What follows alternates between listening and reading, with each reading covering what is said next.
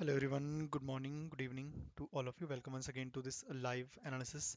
Nifty bank Nifty को देखोगे, bank Nifty थोड़ा सा हाई लेवल से वापस गिरने ही में लगा हुआ है। फिलहाल क्रूड ऑयल को देखें तो ये नेचुरल गैस में एक बाइंग का ट्रेड बना है। मॉर्निंग पे 15 मिनट में सपोर्ट भी आया था, वहां से एक बाइंग बनी है। कल का ही लो का एरिया है एंड थोड़ा सा बुलिश ही लग रहा है। ऊपर देखते हैं सेलिंग आती है तो वापस से 12:30 London session, 5:30 New York session, 7 PM US market opening and then 6 PM पे ड्यूरेबल गुड्स और कोर ड्यूरेबल गुड्स का डेटा है, गोल्ड और सिल्वर को इम्पैक्ट करेगा। बाकी नेचुरल गैस की बात करें नीचे डाउन साइड पे तो फिर नेक्स्ट सपोर्ट आपका 260 262 के आसपास है। एंड अभी करंट सपोर्ट तो डे लो ही है कल का, जो आज का भी लो बना है। फिर से चाहे तो वहाँ पर फिर से ले सकते हैं, डे लो पे बाइंग फिर से कर सकते हैं। कैंडल का ध्यान रखना, ओपन इक्वल टू हाई ना बने। ऊपर आता है तो देखो कल यहाँ पर एक थोड़ा बहुत रिजेक्शन ले चुका है मार्केट, तो थोड़ा बहुत ही सेलर बचे होंगे, तो यहाँ पर ज़्यादा क्वांटिटी ट्राई मत करना। इसके ऊपर आ जाए तो यहाँ नॉर्मल क्वांटिटी में ट्रेड कर सकते हैं। ठीक है, दोनों ही रेजिस्टेंस जोन है हमारे पास अपर लेवल पे।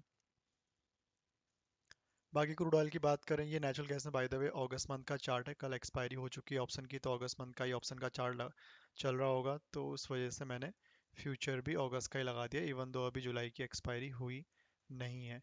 नेचुरल क्रूड ऑयल को भी देखोगे तो कल सेलिंग आ गई थी, उसके बाद फिर मार्केट आज हल्का सा गैप ओपन हुआ था, वापस सेलिंग आई। यहाँ प्लान क्या कर सकते हैं, देखो नीचे हमारे पास सपोर्ट एरिया है 5660 से 680 के अराउंड। ऊपर एक रेजिस्टेंस एरिया है 5820 से 840 के अराउंड, ये स्ट्रॉन्ग है रेजिस्टेंस। बाकी देखो यहाँ पर एक ये पॉइंट ऑफ इंटरेस्ट है हमारे पास। यहाँ पर अगर सेलर्स थोड़ा सा इंटरेस्ट लेते हैं तो there is a high chances कि मार्केट यहाँ से भी एक रिजेक्शन दे सकता है। सो इस एरिया पे, पॉइंट ऑफ इंटरेस्ट वाले एरिया पे थोड़ा सा कम क्वांटिटी में ट्राई कर सकते हो। अगर again open equal to low बने तो फिर तो ट्राई ही मत करना, बट अगर नॉर्मल कैंडल में कन्वर्ट होती है कैंडल कोई, तो फिर उस केस में थोड़ा सा ट्राई किया जा सकता है। ज़्यादा क्वांटिटी ट्राई मत करना यहाँ पे। ठीक है, एक ये point of interest exact resistance थोड़ा सा अपर साइड पे है, तो आई एम एक्सपेक्टिंग कि इस पॉइंट ऑफ इंटरेस्ट से मार्केट थोड़ा बहुत हमें सेलिंग दे। फिर से मॉर्निंग पे ओपन हुआ था फर्स्ट कैंडल, वहाँ से सेलिंग ऑलरेडी आ गई थी, नीचे से सपोर्ट लेके चला गया वापस, बट स्टिल थोड़े बहुत सेलर्स तो बचे होंगे। ऊपर जाना होगा तो थोड़ा कंसोलिडेशन करेगा, उसके बाद ही जाएगा ऊपर की ओर। तो ये कि सेलिंग का ट्रेड यहाँ पॉइंट ऑफ इंटरेस्ट एरिया से रहेगा।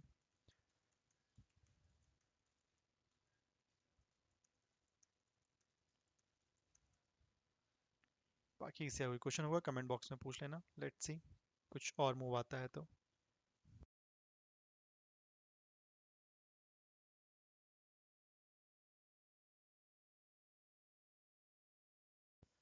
ठीक है, लाइक भी करते रहो। In our view, now's a good time to go around a portfolio, prune some risk, find some places that are extended. And for us, it's some of the momentum factor in the United States, and frankly, some of the European financials that have had an amazing start to this year. So, Matt, you're not going to get away with just saying that and moving on. Talk to me about the financials. That has been the big winner of 2025. Why prune those gains now?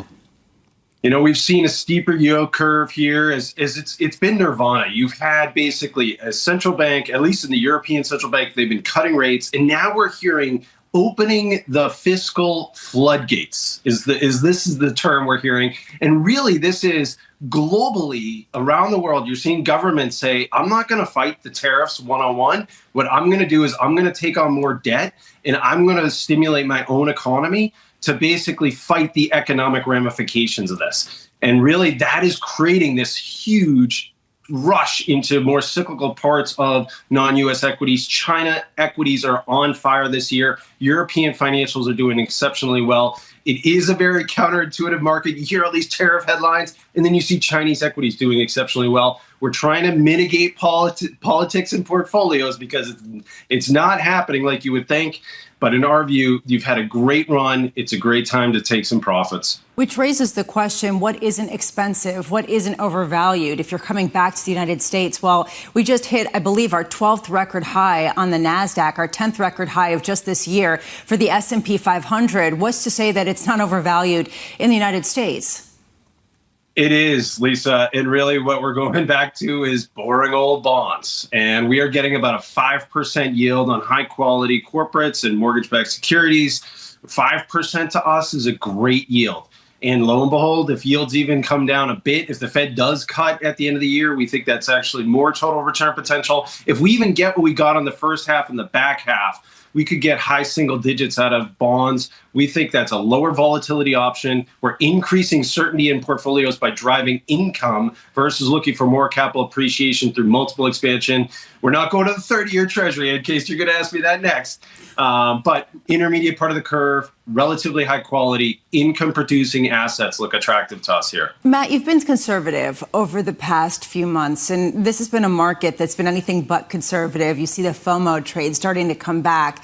How hard is it to stick to this kind of conviction of going long into bonds at a time where the riskiest parts of the market keep outperforming? Yeah, having quality has not been a great strategy this year. You really wanted to dip into the most frothy, lowest quality parts of the market. And this does happen, Lisa, over time in market cycles. And what we've seen time and time again over this market cycle is that this is usually a shorter term tactical type trade. And this one is a longer one. You know, the last 6 months, it's really been still this kind of trade. But I mean, in April, it certainly felt better to have higher quality assets. In our view, it's going to come back into favor in the back half. We actually see a decelerating growth environment, decelerating inflation environment. And already you're seeing in earnings. You just talked about this. Who's at the top of the earnings growth? It's tech, it's comm services. These are high quality parts of the market. And then in the bond market, I hear you, credit spreads have been grinding tighter.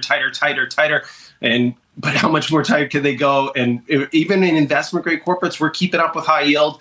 We think that's actually pretty impressive given how risk on this market's been. Matt, when it comes to some of the uncertainty out of Washington, a lot of investors coming on the program are talking about the concern of Fed independence. Yesterday, we heard from the Treasury Secretary calling for this review. Are you concerned he's calling for a review of the Fed, or maybe relieved that also in this tweet he's emphasizing the jewel box of monetary policy, which is Fed independence? Yeah, I never had it on my bingo card that I'd be reading Bloomberg articles on the construction of the Fed building for 2025. But here I am. You guys have some great articles on it. I'm like, okay, is this really what I'm doing, though? I don't know if this is going to lead to any changes in monetary policy. I think even if you have someone else that's there, they're going to be using the same data and looking at the same things, and they're going to tell you that basically they're going to have to be on hold for the most part. And what they're missing, in our view, is that housing is slowing. And that, to us, is going to take time to show up in the data. And by then, they're going to be behind the curve almost naturally. And so we do think they should be cutting more so, or more likely to cut here than not. But all this goes back to the currency markets. Currency rules everything around markets in 2025. The bond market's not really caring that much about this, frankly. It's the dollar that is against the ropes, and the dollar coming down is creating this risk-on impulse. And that's actually leading to more risk-on trades around the world. And it's just a very counterintuitive domino effect than what you would think, given this uncertainty around the Fed. So, Matt, just finish on that. It's an important note. We've seen a recovery in credit. You talked about the tightness of spreads. We've seen a recovery in the equity market. We talked about the leadership there. Why haven't we seen the same recovery in the US dollar? Yeah, I mean, it's very counterintuitive. We're looking at interest rate differentials. Even yesterday, John, I mean, the European yields were tumbling. The European short end was falling more than the U.S. short end. No one cared. The dollar got crushed. And why was that? Well, that was right around the headlines that hit about more investigation around this building, more investigation around the Fed. And so the currency markets are the ones that are most sensitive to the change in maybe the Fed or basically all the uncertainty around Powell. And really, it's about a capital story flowing to Europe because of this uncertainty. In our view, this is a very tactical thing. This is a sentiment-driven thing, and it could come back, but the dollar technically has just gotten annihilated this year. It's been against the ropes, like I said. I think the sentiment is overdone. The hate is overdone. In BofA manager surveys, it's the most negative on the dollar in 20 years. Yeah. To me, that's a good place to look for a contrarian opportunity. But I got to see the technicals turn because it has just been a tough year for the dollar. A very crowded trade. Matt, appreciate your time. Matt Miskin there of Manulife John Hancock Investments on the Federal Reserve later on this morning, 8:30 Eastern Time. Chairman Powell. Yeah, and he's not going to be talking about any of this except that everyone's going to be looking for him to talk about this and really rebut the idea that there has been this mission creep. And I'm glad that Anne-Marie brought that up. Everyone's focused on the renovations, but what Scott Bessent said yesterday I thought was really interesting about a full investigation into mission creep that compromised its independence, not having to do with monetary policy, kind of raising the specter of exactly what the gripe is that this administration has with this Federal Reserve. A conference on financial regulation kicking off a little bit later. Sounds scintillating. This morning. Let's give an update on stories elsewhere this morning with your Bloomberg Brief. Joining us now is Yahara Anand. Hey, Yahara. Good morning, John. Treasury Secretary Scott Bessent is calling for an exhaustive review of the Fed's non-monetary policy operations, including renovations to its headquarters in Washington. In a post on X, Bessent says that significant mission creep may be jeopardizing the independence of the central bank's core mission to set monetary policy. Meanwhile, trade negotiations are continuing ahead of President Trump's August 1st deadline. Press Secretary Caroline Leavitt told reporters more countries could receive tariff letters before then. Trump is set to meet with Philippine President Ferdinand Marcos Jr. at the White House today. And BlackRock is restricting the use of company devices in China. In an internal memo seen by Bloomberg, the world's largest asset manager told staff to use temporary loaner phones and not to bring company laptops when traveling to China. This coming after a Wells Fargo banker and U.S. government employee were blocked from leaving the country. That's your Bloomberg Brief. John? Yahara, thank you. More on that story later this hour. Up next on the programme, Chair Powell in the hot seat.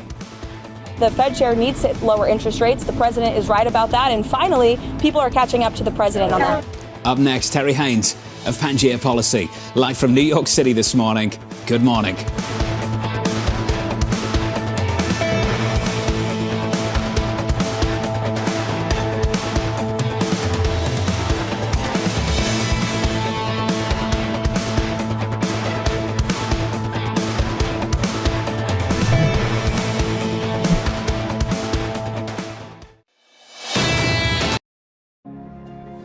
In a world of seismic change, will your business shape the future or be shaped by it? How will we capture the imagination of tomorrow's consumers? Overcome operational constraints to focus on future growth? And unlock economic and social prosperity through environmental responsibility? With EY's full spectrum of services across sectors, we're all in to shape the future with confidence. Progress never stops, neither should you. At PwC, we make sure you're ready for what's next, with the expertise and technology you need to outthink and outperform. We're with you, sleeves rolled up, start to finish, so you can stay ahead, so you can protect what you built, so you can create new value.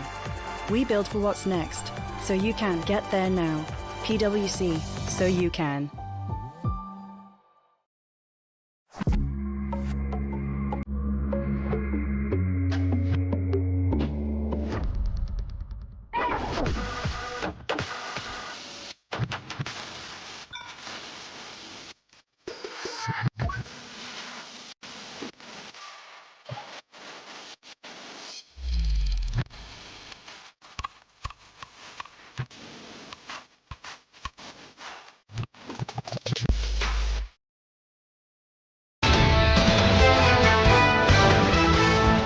It has been snoozy. 18 consecutive sessions without a 1% move in either direction.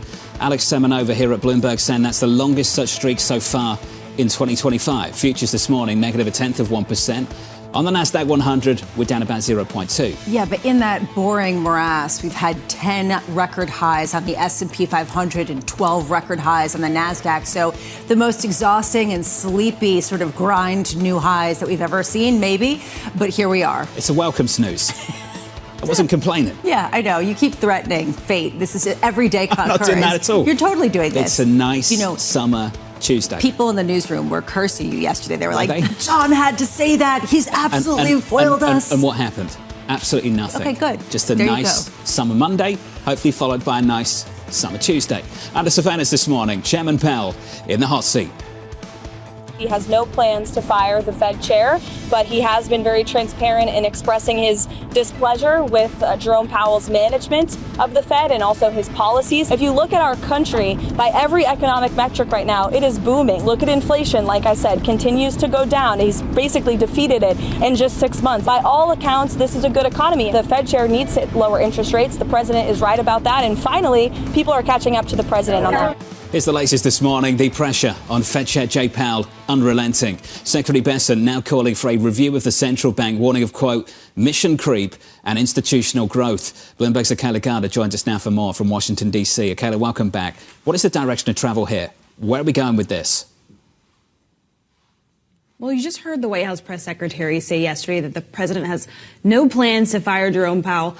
But we already know that. He said it himself. He's left the door open. Still, that keyword plans there to potentially doing that. We know this administration is looking into this Federal Reserve renovation project. But something that happened yesterday is Congresswoman Anna Paulina Luna made a request to the Justice Department accusing Fed Chair Jerome Powell of lying under oath when he testified to Congress in June. Now, it's important to say the Fed Chair says that he has been consistent with his testimony that he gave to Congress last month, and the DOJ isn't compelled to necessarily investigate this, but we still have yet to find out whether they will. But as you mentioned, Treasury Secretary Scott Bessent says he wants to see an examination of the entire Federal Reserve institution and whether or not they have been successful. But there's really two camps of thoughts here in the Republican Party. You have the likes of Senate Majority Leader John Thune, who's really concerned about the independence of the Fed and whether that could have a negative market reaction. And then you have people even like Speaker Mike Johnson, who have said that he believes interest rates should come down based on the direction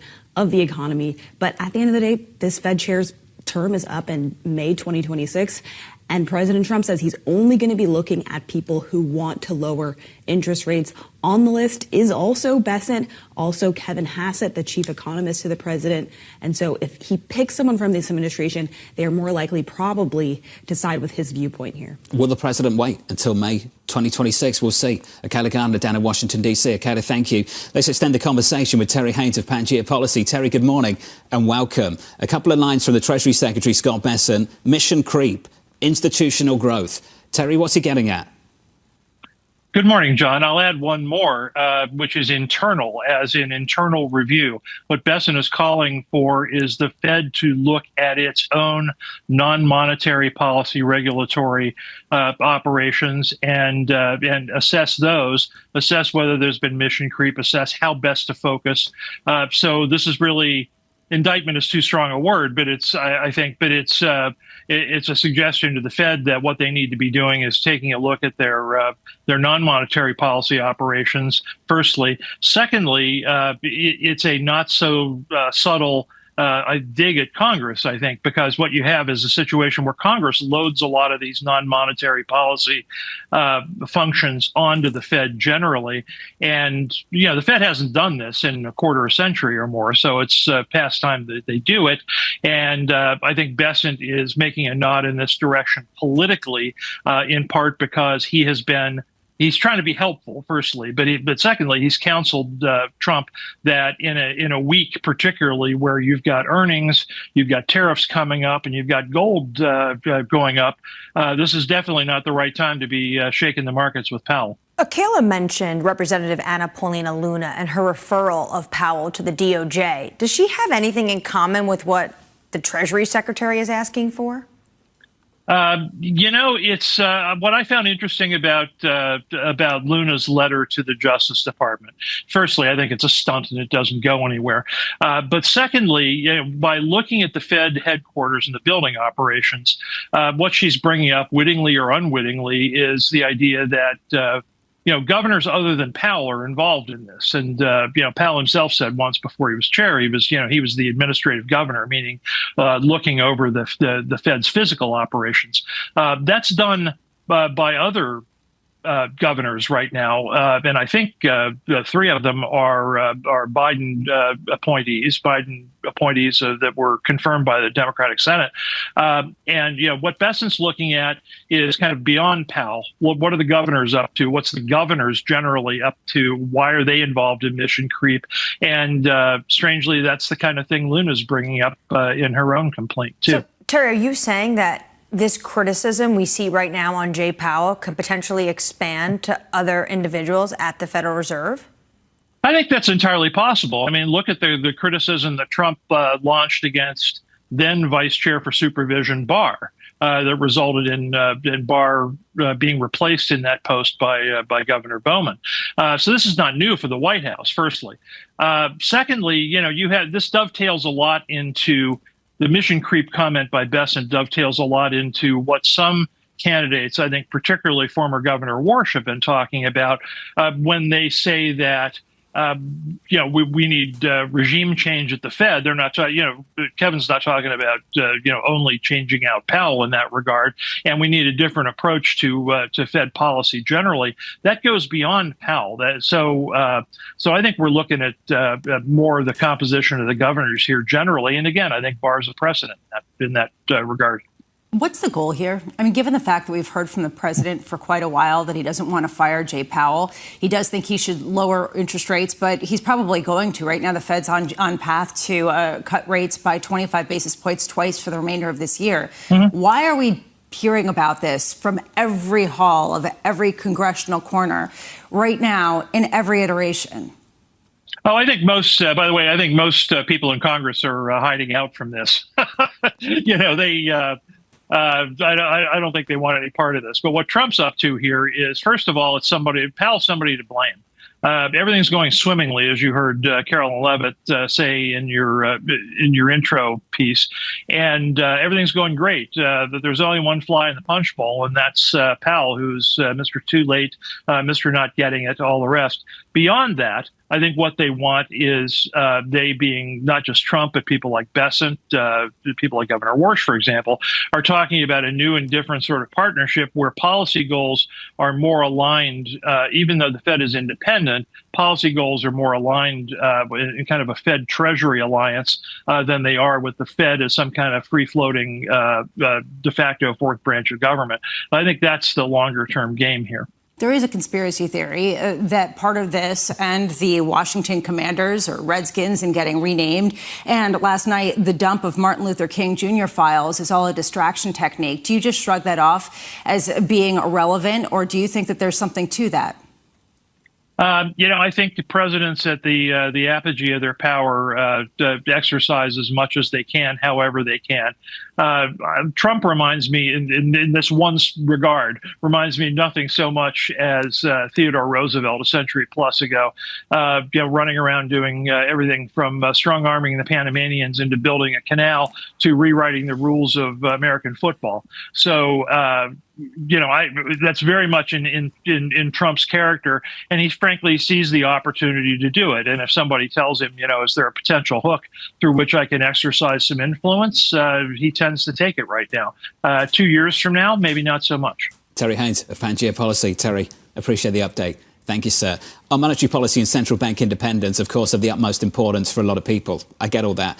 It doesn't mean the institution should be beyond criticism, both on the monetary policy failures of the last several years and on the regulatory failures as well. I get that Wall Street loves the individual leading the central bank right now. A lot of people on Wall Street love Chairman Powell because they've made a lot of money. But there have been some serious failures over the past few years. And a lot of academics have talked about it. A lot of economists have pointed to it. And people could argue that the inflation that we did see, the surge post-pandemic, was in part because this Federal Reserve did not raise rates quickly enough and then failed to really respond in any kind of material way. Look, there are real criticisms. The question is, what is the ultimate goal, and does it compromise the perception of independence? Got some good news for you. What's that? We can talk about something else. Yes. Up next on the programme, we can talk about earnings. Earnings from GM just around the corner. Plus, we'll catch up with Danny Berger with your morning movers as M&A heats up.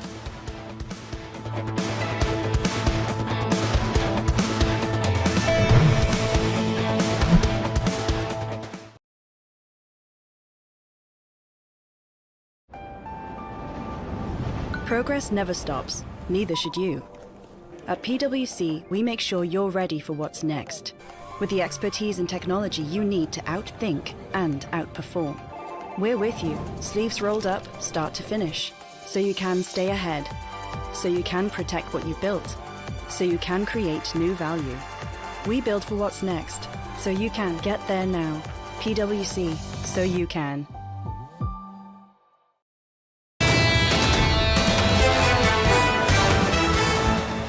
9 straight days of gains for Mag 7 stocks. It's a stellar run. Longest winning streak going back to November 2023. Equity futures this morning negative by about 0.1%, pulling back from all-time highs on both the S&P and on the NASDAQ. With 3 hours into the opening bell, let's get you some morning movers. Let's cross over to Danny Berger. Hey, Danny. Hey, John. The railroad operator CSX gaining in the pre-market 4.5%. This is off the back of a report from Semaphore that Berkshire Hathaway's BNSF is looking at acquiring one of its rivals. It's hired Goldman Sachs to do so. It's not clear what exact company it would be looking at, but really the only options are CSX or Norfolk Southern. So those shares are gaining this morning. Now, at the same time, we had earnings from NXP. This is the Dutch chip maker, though listed here in the U.S. And it seemed that it was a disappointment when it came to their outlook for the next quarter. Half of the company's exposure is to the automotive industry in terms of where they sell their chips to. So some real stress there in terms of supply chain issues when it comes to tariffs, costs there. Also slow down EV demand, shares falling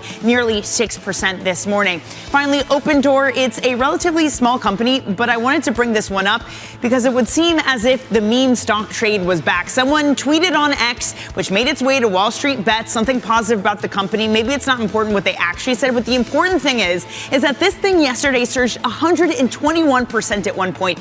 In fact, the trading was so heavy that this individual stock made up 10% of all equity trading yesterday. It is gaining again in the pre-market, up 13%, giving some of those 2021 meme stock vibes, John. A massive move, that's for sure. Big reminder of way back then. Danny, thank you. Danny with the latest movers. One more for you. Numbers from GM just dropping moments ago. It's a beat on the top and bottom line. The initial number 253 on EPS for the second quarter. The estimate 233. The team's going to run through the details. We'll come back to that story in a few minutes' time. On our radar this morning, Treasury Secretary Scott Bessent is calling for a review of the Federal Reserve, warning on X, quote, mission creep and institutional growth risk jeopardizing the central bank's independence towards monetary policy. So I keep coming back to what's the goal, because we keep hearing, and Caroline Leavitt yesterday said that the president has no intention of firing Fed Chair Jay Powell. Now it's expanding out to other potential appointees, as well as some of the other initiatives that have been pulled back at the Federal Reserve. Is the goal to change the composition? Is the goal to have a scapegoat? Is the goal distraction? Is the goal something else? This, to me, is more important possibly than even some of these missives, because the market's largely shrugging it off at this point as just ongoing noise, unless you get some sort of real pushing out of Fed Chair Jay Powell. Does it really move the dial? Not shrugging it off right now, though, is the Federal Reserve. They put out yesterday a 6-minute, 23-second video detailing all the refurbishments that are needed and the renovations that are needed, basically saying how office space expansion at the rear of 1951, an atrium of this 1951 building, going through why they had to use specific plaster when it comes to making sure they're up to par with government regulations. They are doing their best to try to get ahead of this because they